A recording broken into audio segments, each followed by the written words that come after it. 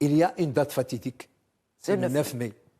Le 9 mai, est-ce qu'il y a quelque chose à présenter dans cette rappellera fête? Pourquoi cette symbolique du 9 mai et pourquoi est-elle aussi importante pour le président russe? Elle est importante parce qu'elle sanctionne la capitulation des SS après la Deuxième Guerre mondiale et c'est une fête nationale dans laquelle il y a un défilé militaire très impressionnant. Est-ce qu'on arrivera à avoir le Donbass? J'en doute fort. D'ici là... Vous doutez que la Russie ait le contrôle sur le Donbass ne tombera pas, ça c'est sûr, parce que, vous savez, c'est du Dniepr jusqu'en Crimée. Le couloir entre la Crimée et le Donbass n'est pas encore libéré.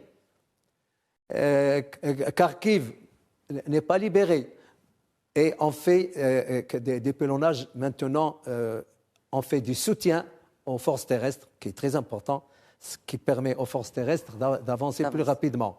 Moi, je pense que cette date fatidique-là a accentué aussi bien les bombardements que les pèlerinages d'artillerie, que l'avancée. Mais ils n'arrivent pas encore à avoir des grandes villes. Kherson, elle est déjà prise. Izium, également Kharkiv tient. Bon, mais les petits villages environnants dans le Donbass ont été... 6 ou 7 villages ont été occupés, mais complètement rasés. Mariupol, il ne reste plus rien. 95% a été détruit. Et c'est ça qui, dans l'esprit des Russes, qui permet aux militaires ukrainiens et au groupe Azov de ne pas avoir où se cacher.